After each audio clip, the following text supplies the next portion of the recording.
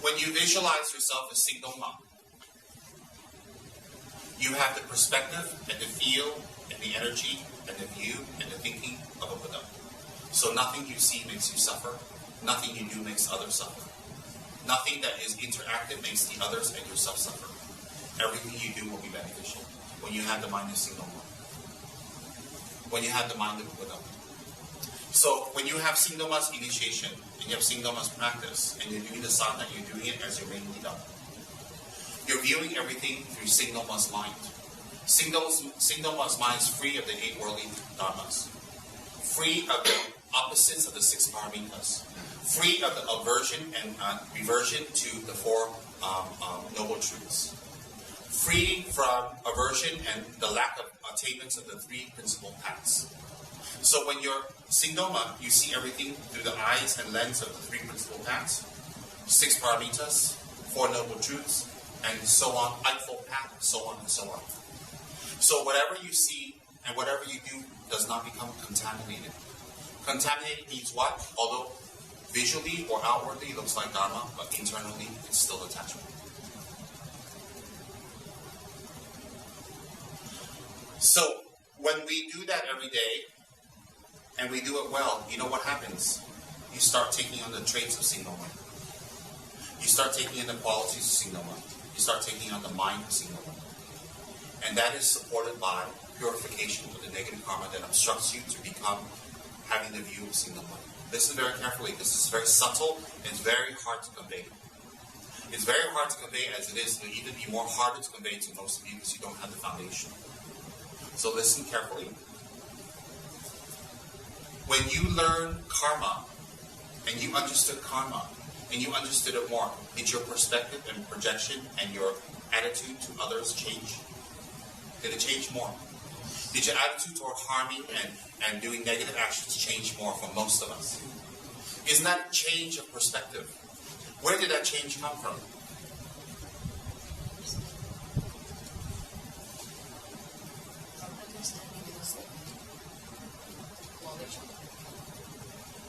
Where did that change come from? Second time.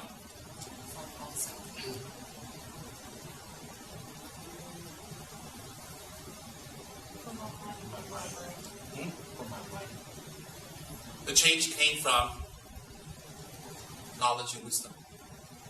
Oh, if I do that, that's the result. You mean that's why I've been suffering? You mean that's why this has been happening? You mean that's why I've been angry? You mean that's why that person did that to me? Oh. So you mean how I've been reacting back has been wrong? And creating more karma? Oh. Fear of suffering. Understanding the truth. Knowing that karma pervades our lives.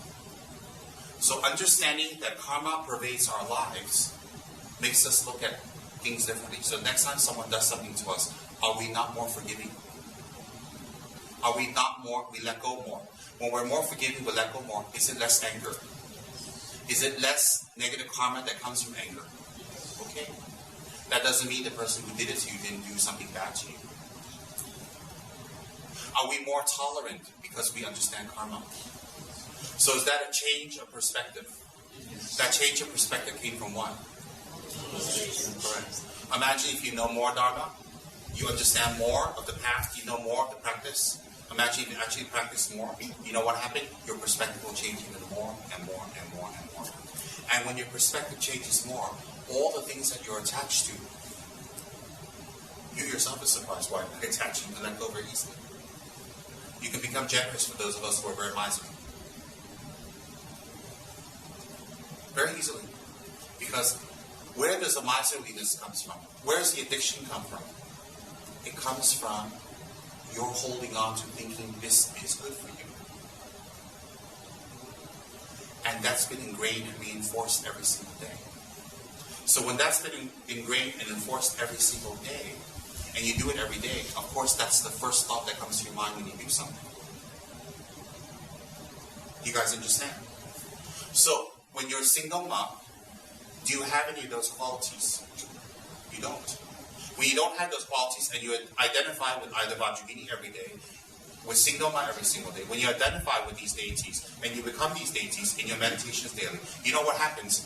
The way you perceive things around you starts to change over time. Hence, the Vajrayogini Tantra has 11 yogas. From the morning you wake up to the minute you go to sleep at night, 24 hours, it covers 24 hours. You know why?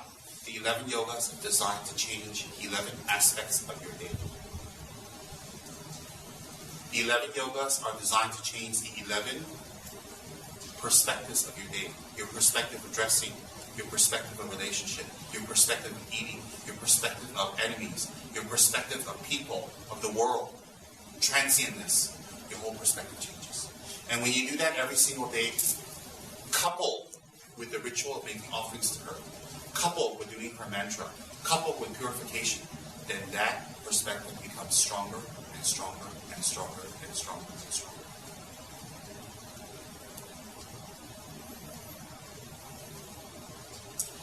How does that Vajrayogini Signoma perspective become stronger? It becomes stronger is because, like a table with 8 legs, all 8 legs are firm and strong. So whatever you put on that table, it will not fall.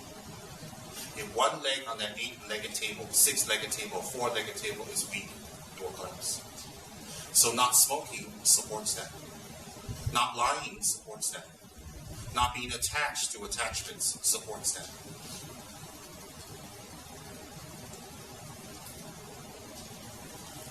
So therefore, if by knowing karma, grasp onto it because it's very subtle. By knowing karma, you're able to change your perspective and control yourselves even more. Imagine if you practice the 8 worldly dharmas, freedom within, the 4 noble truths. Imagine you practice bodhisattva vows. So what happens is your perspective goes, whoosh, whoosh, whoosh. Look, you know karma, from this you become this. You know the 4 noble truths, becomes this. Then you apply the 8 worldly dharmas, the opposite of it, it becomes this. So your perspective becomes higher and higher and higher. Sooner or later it becomes this level. And then once you reach that level, they give you Tantra. And then you apply Vajrayogini's mind. Because you're not attached anymore. Now you attack the subtle mind, the subtle ego. So you apply the 11 yogas of Vajrayogini all day, all night. Because Vajrayogini's practice encompasses 24 hours a day, 11 aspects of your life per day. Your day is broken up into 11 different aspects. And then you know what happens? Then you go even higher and higher and higher. Because those preliminary practices help you change the outer behavior and get your mind ready for the inner. When you get Vajrayogini, it transforms your inner behavior.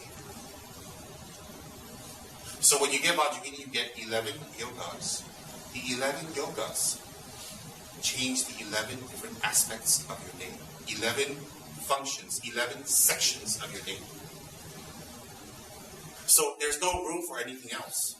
And you know what? By the time you reach that level, it's effortless. Hence the preliminary is very important. Hence keeping good samaya with the guru is very important. It develops integrity. Hence keeping your promises is very important. Hence being generous is extremely important. Because when you're full of miserliness and you try to get free food and free money and take advantage of people and be sneaky and tricky, when you practice Vajrayogini, your perspective won't change. In fact, you collect demerit every day. So when you're less attached to relationship, less attached to intoxicants, less attached to food, to money, to appearance, to face, to reputation, you're less attached to that, right? Your mind is free. When your mind is free, it's free to apply the 11 perspectives into your life and you get the higher Tantra. And when you apply the 11 perspective, each of the 11 yogas of Vajrayogini is designed to change one aspect of that day of your life till all 11 aspects become rainbow body, rainbow mind, enlightenment. Where does that start? That starts with not being bored with your dharma duties, but to be bored with your attachments. That starts with having integrity, keeping your promises, aka samaya.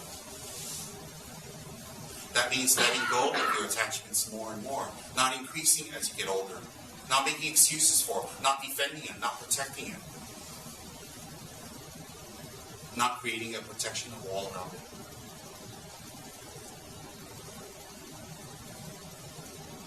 Everything is perspective. So if your perspective, why are you in this room?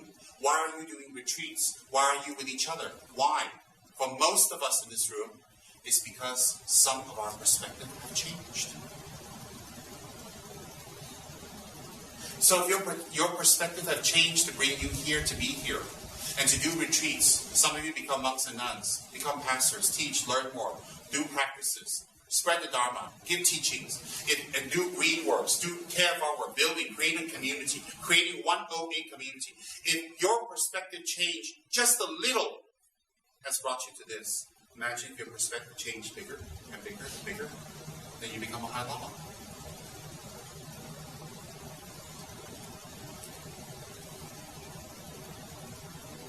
What your parents say doesn't matter. What your peers say doesn't matter. What your friends say doesn't matter. What the Dharma says should matter 100%. Because none of the first three categories can give you the path to enlightenment. Your parents cannot. Your family cannot. Your friends and peers cannot. Chinese have a huge attachment to family and family values and keeping family together. That's fine when you have nothing else. When you have something higher, family is just part of the attachment. Like when I talked to the Nepali boys, they told me they have to get married. If they don't get married, they get made fun of. That village it doesn't look at them in a good way. Doesn't treat them like a man. Doesn't treat them like they're adults. Their parents lose face. Their parents are very upset. Their ancestors won't bless them. They have to get married. They have to. No one in Nepal cannot be married. And once they're married, they have to have children. Because if you don't have children, you don't bring honor to your family. So once you have children, you have to provide a house and food. And therefore you have to go to a foreign country to work. Then you have to be separated from the very people you created family, so that you can make the money to support them. It's like that, and it goes on and on and on. And that's, many of them think just like that. That's all. I have to. And if you talk to them, if you talk to any of the Nepali boys, none of them are happy. None of them feel satisfied. All of them have huge loans. All of them, some commit suicide. Because they have to get married, have to have the kids, 5 or 6, have to have the house, have to borrow money to build, have to support, have to put the kids to school, have to buy the clothes. They have to. You see, if they stop the first have to, all the other have to's don't even arise.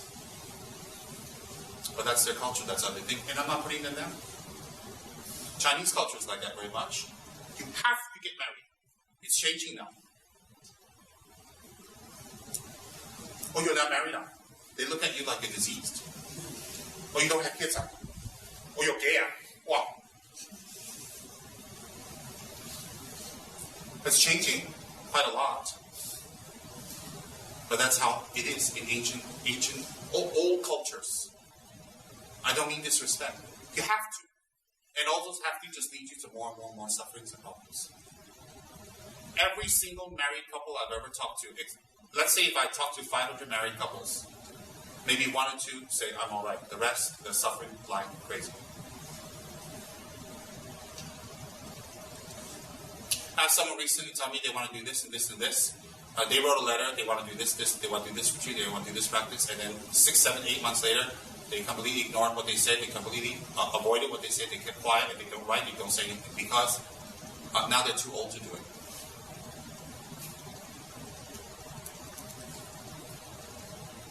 So you spend your whole life taking care of your family, and then you become too old, and your excuse is you're too old. It never ends. And then when they become old, you have to take care of them. You have to be at home. You have to watch them. You have to clean them. You have to feed them. They're your parents' one. And then another 10, 20 years passes by, you have to do that. He said, of course I have to. It's my parents' one. Well, we better slap shak him when you didn't have to do that, did you? Then all the thousands of monks and nuns who highly attained, they left home. Somebody else took care of their parents. Somebody else took care of relatives. Someone else took care of what needed to be. Something will come to take care of it. Because if you become attained, you can take care of all these people in a much higher way, and much better way, not just feed them. Because once they die, you can do nothing for them, you just watch them go to the 3 lower realms. And these are all the have-tos we create in this life. And then the time goes by. The time passes, the time goes by, and what happens? Then we suffer for timelessness, no more time. Lack of time. Culture makes us do that, and mostly our attachment. Well, I told everybody when I was growing up, I don't have to do any of that. Hence I'm here.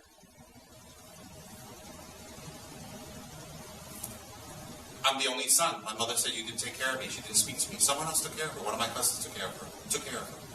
I wish I could take care of her, but I can't. Because I have a higher mission.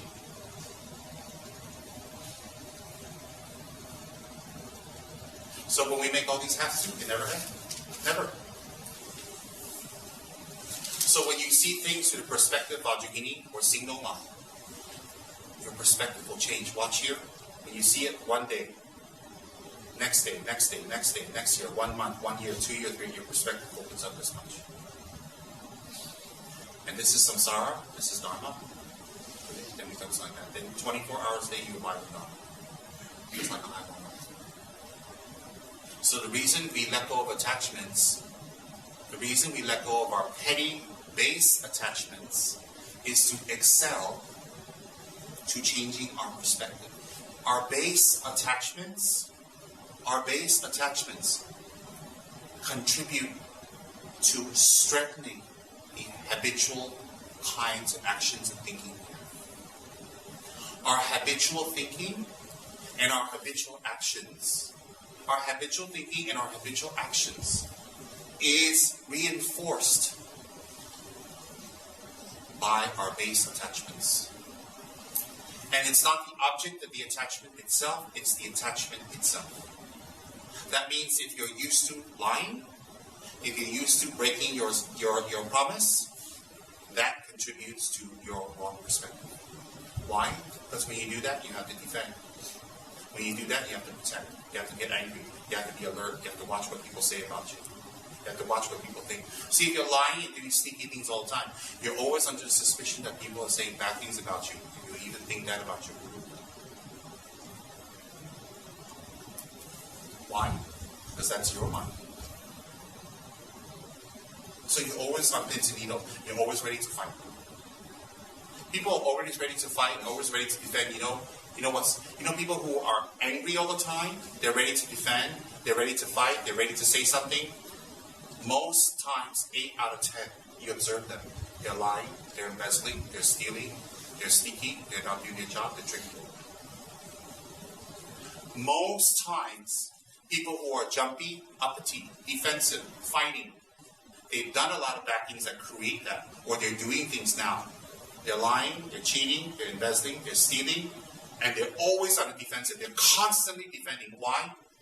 Because they got into the habit of defending that. They may not be doing embezzling, they may not be doing blah, blah, blah, but they might be doing this. But the habit of protecting that will spill over to what they're not doing either. So when you look at them and say, hey, you took that paper because you're greedy. Actually, they're not greedy, they're generous. But they'll defend immediately because why? They're used to breaking their promises. So when you say something about that, hey, I didn't break my promise, I have a reason. Let me explain why. It's not my fault. It was the traffic. I had kids. I'm busy. You see, they defend themselves. I didn't break my promise. I had a reason. Let me explain. And then that anger and that forcefulness and that type of energy spills over to if someone takes their paper and they go, hey, why don't you take my paper out? You think I'm greedy, is it? I'm very giving one. I always help you one. Yeah, you do help me. I didn't mean it like that. I took that because I thought it was mine. Sorry. So that defensiveness goes into defending things that you're not even accused of. You know why? Because you're so used to doing the wrong thing. Think carefully. Put it together. People who lie, steal, embezzle, take, are not doing their duty, wrong motivation, sneaky, harmful, excessively selfish, they're highly defensive and they're highly volatile. They're skewed. Do you know why? Because it's related. How is it related? It's related is because they don't want you to know they're doing that. So when they tell you they're not, you don't believe it, they have to be louder. And the louder doesn't happen, they have to bang your table. And they bang your table, they have to scream and shout it. Because they don't want you to know. Why don't they want you to know? So they can continue doing it. Simple as that. So how do you help them? By not going near them, by not communicating, by not feeding them. Wherever they are. And if you have to be near them, just be neutral. Don't get into a little cubby corner, into a cozy corner, and listen to the other crap. Don't get close. Don't hate. That's why they're defensive.